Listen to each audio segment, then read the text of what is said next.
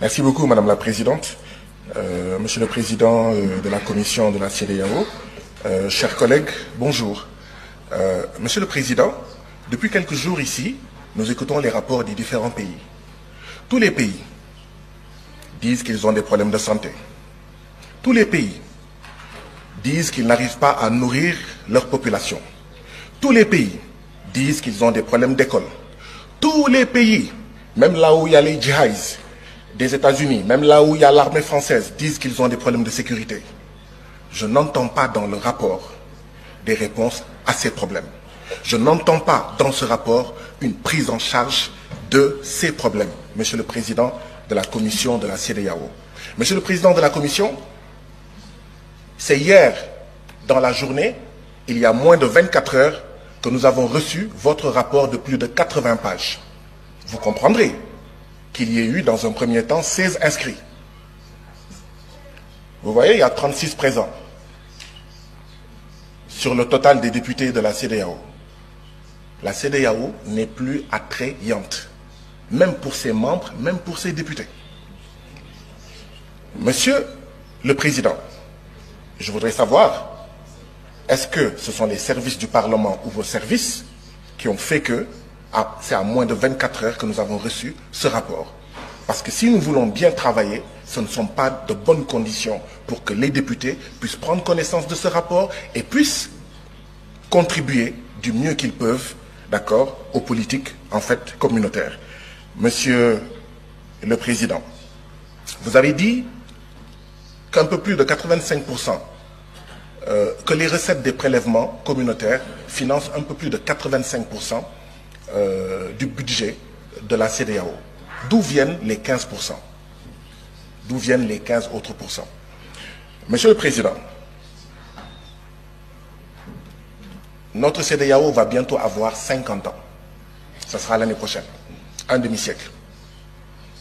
À la veille de ces 50 ans, nous avons le retrait de 3 de nos membres. Voilà le bilan de la CEDEAO.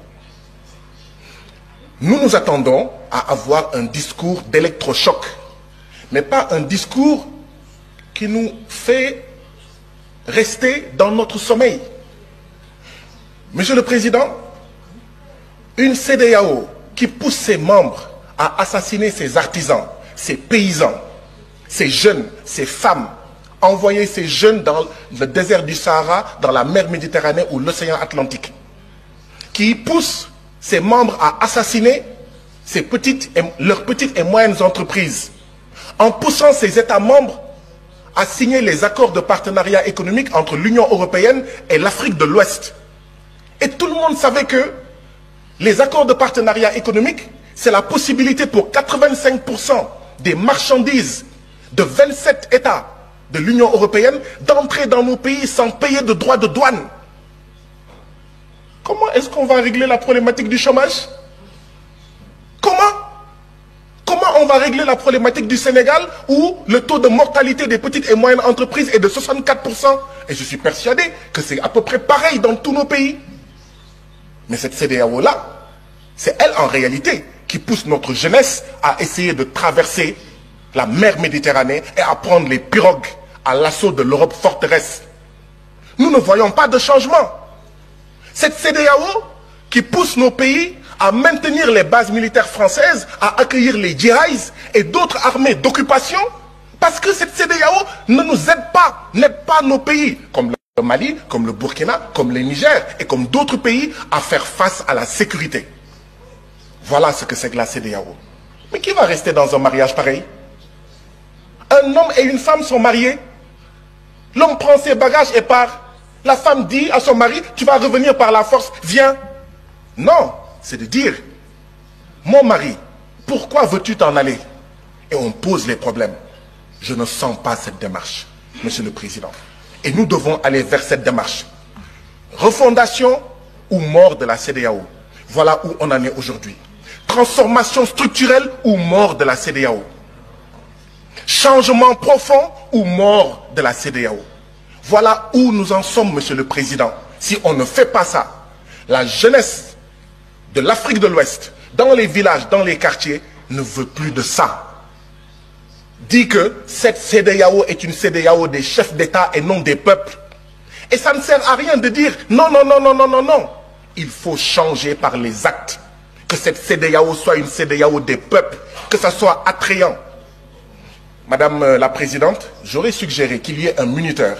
Dans nos différents parlements nationaux, il y a un minuteur, d'accord, qui montre... Votre temps de parole est épuisé. Pourquoi? Pourquoi? Pourquoi? Là, c'est... Honorable Baba Sall. Honorable Baba Sall, vous avez la parole.